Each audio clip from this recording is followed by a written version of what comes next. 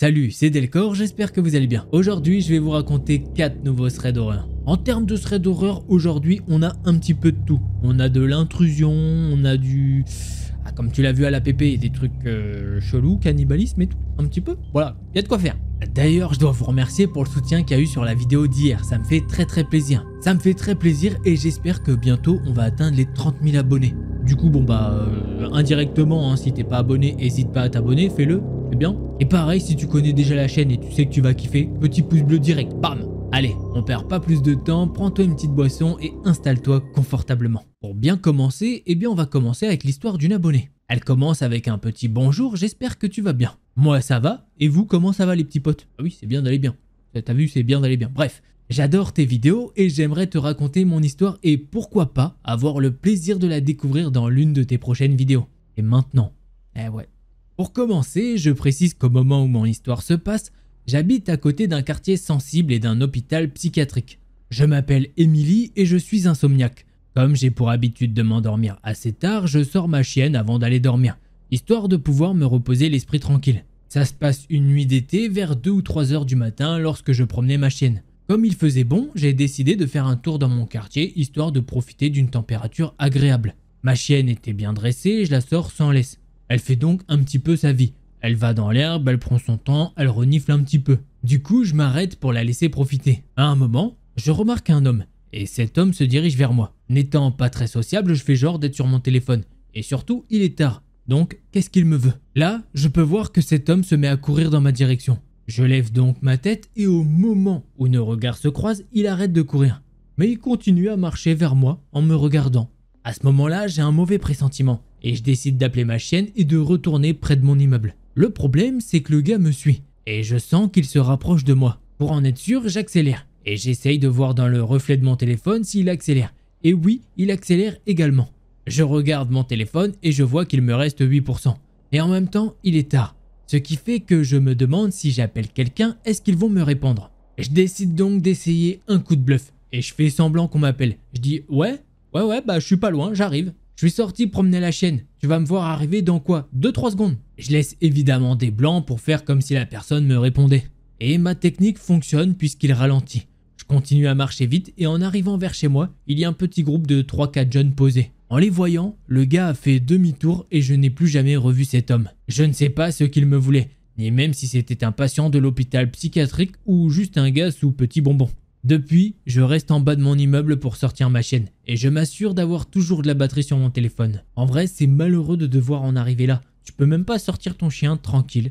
Non, tu peux pas, t'es obligé de rester autour de ton bâtiment là tranquillement, juste pour être sûr qu'au cas où tu peux te replier facilement. Et pareil, 8% de batterie, c'est vrai que ça peut aller très vite. Et pareil, si jamais tu te demandais si quelqu'un allait répondre, cherche pas, il y a la police. Ça dépend dans quelle ville vous habitez, mais si vous êtes dans une très grande ville, il y a pas mal de caméras de sécurité. Donc si on donne une bonne description à la police, ça se trouve, ils ont carrément une caméra qui a une vue sur vous. Oh bon, c'est toujours ça de prix. Ils sont aussi là pour ça, la police, pour protéger les gens. Donc voilà, tant mieux, il s'est rien passé de plus. Allez, on passe au prochain thread d'horreur.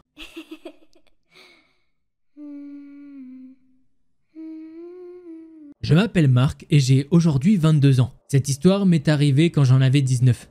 À l'époque, j'habitais à la campagne avec ma famille dans une maison assez grande au bord de la forêt. Cette histoire a commencé en juin. Je rentrais tard le soir avec des amis. J'ouvre la porte, je retire mes chaussures et là, premier coup de pression. Je remarque que la porte-fenêtre de la véranda est grande ouverte et à côté de celle-ci se trouvent des bottes boueuses et surtout usées. Je ne voulais tellement pas y croire que j'ai tout simplement jeté les bottes dans la forêt et fermé la porte-fenêtre à double tour. Des choses flippantes se sont ensuite déroulées dans la maison. Des objets qui sont changés de place. Des portes qui restaient ouvertes alors qu'elles devaient être fermées. Des fenêtres qui claquaient sans même qu'il y ait un coup de vent. J'arrêtais pas de m'en plaindre à mes parents, mais ils disaient que je délirais et qu'il ne fallait pas que je m'en fasse. Le deuxième gros truc flippant qui m'est arrivé, je m'étais levé pour aller boire et j'ai vu une ombre bouger au bout du couloir. J'ai tellement flippé sur ce coup-là que je suis rentré dans ma chambre illico et que j'y ai passé le reste de la nuit. Le matin, quand j'y ai réfléchi, j'ai trouvé ça tellement ridicule que j'ai même pas pris la peine d'en parler à mes parents. Je me disais que ça devait être l'ombre d'un arbre ou un animal qui passait dans le jardin. Mais ma sœur a parlé à mes parents qu'elle avait vu une ombre se déplacer dans la maison quand elle s'était levée pour aller aux toilettes. Du coup, à ce moment-là, j'ai compris qu'il fallait que moi aussi j'en parle, vu que sinon, mes parents allaient encore ignorer ce phénomène-là. Quand j'en ai parlé à mes parents, ils m'ont dit que eux aussi avaient vécu quelques trucs flippants, comme des bruits de grattement ou des bruits de pas dans la maison. Suite à ça, ils ont changé toutes les serrures de la maison. Mais comme il n'y avait aucune preuve et que jusque-là rien de grave ne s'était passé, ils n'ont pas été témoignés auprès de la police. Quelques semaines après ça, j'étais dans mon lit tranquille en train de dormir.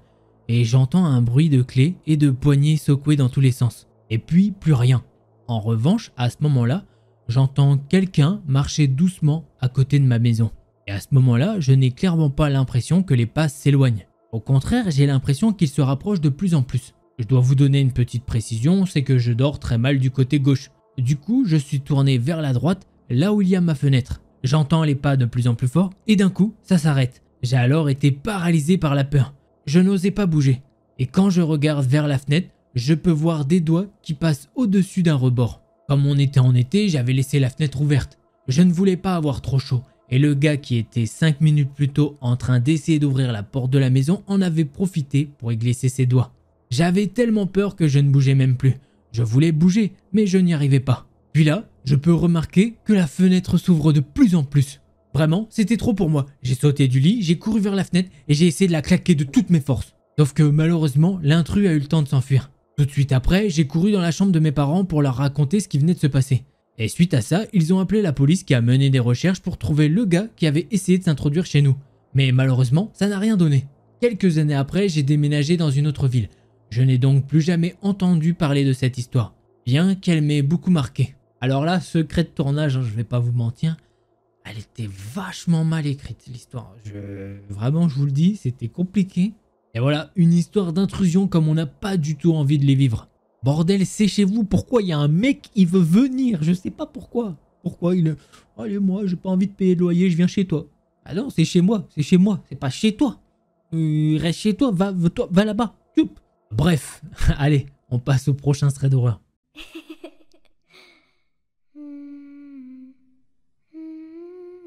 L'anecdote que je vais vous raconter date d'il n'y a même pas une semaine et ne provient pas de moi, mais de ma sœur.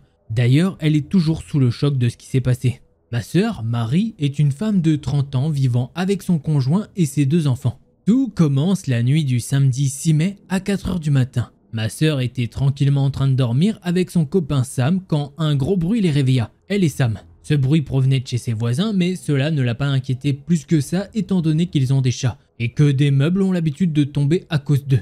Plus des tigres que des chats, mais passons. Sam se rendort donc très vite, mais Marie a vraiment du mal à se rendormir. Mais après ce qui lui a paru 20 minutes, elle entend quelque chose de glaçant. Quelqu'un qui crie à l'aide, suivi de plein de coups contre ce qui semblait être la porte-fenêtre de ses voisins. Une femme venait d'hurler juste à côté de sa maison, mais sa voix ne ressemblait pas à celle de Madame Blanc. Affolée, Marie réveilla très rapidement Sam et décida d'appeler Madame Blanc afin d'en savoir plus sur ce qui se passait. Madame Blanc répondit rapidement à l'appel. Marie dit alors « Ça va? Tout se passe bien ?» Madame Blanc était en pleurs. « C'est de la folie! Une femme vient de briser notre porte-fenêtre et elle est actuellement dans notre cuisine. Nous nous sommes enfermés dans notre chambre et mon mari vient d'appeler les gendarmes. » C'est à ce moment-là que Marie a compris qu'il se passait sûrement quelque chose de grave. Autant pour elle, Sam, ses enfants et son quartier.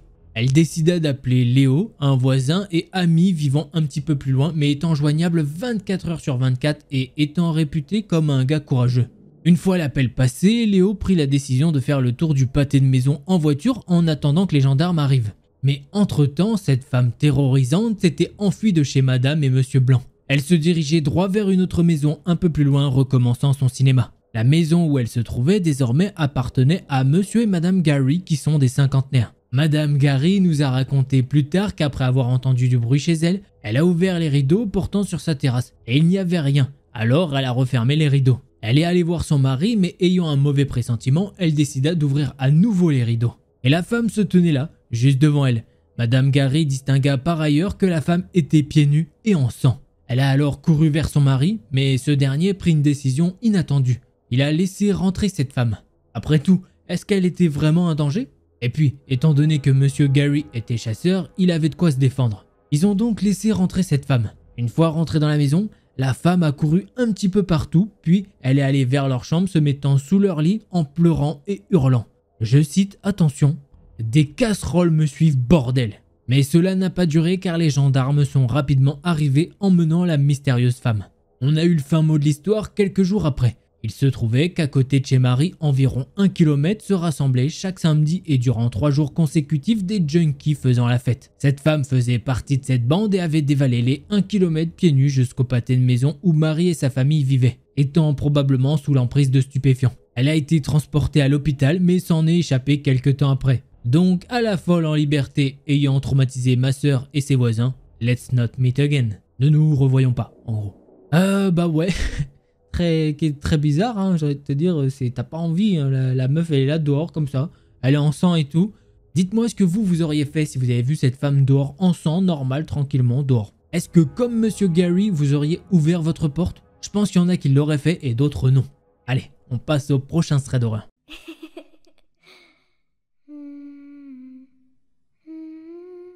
Alors juste avant de commencer ce dernier thread d'horreur, si tu kiffes la vidéo, bah n'hésite pas à mettre un petit pouce bleu et à t'abonner. Je sais, je te prends un petit peu de temps maintenant, mais c'est mieux que tu partes et puis que tu soutiennes pas. Hein, on est d'accord quand même. Allez, je vous raconte tout ça.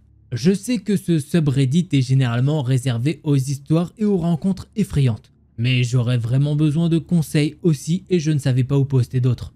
Et je pense que ça irait bien dans ce subreddit en fait. Je suis une fille de 19 ans et j'ai un ami masculin de 19 ans également, que je connais depuis de nombreuses années, mais dont je n'ai jamais été très proche. Récemment, de retour de l'université pour l'été, je suis rentré chez moi et j'ai séjourné chez mes parents. Il n'y a pas grand chose à faire dans ma ville natale à part passer du temps avec des amis et fumer et boire. C'est donc exactement ce que j'ai fait. Pendant que je traînais avec mes amis, je suis tombé sur le gars. Je l'appellerai Saf pour les besoins de cette histoire. Saf a toujours semblé être un gars cool.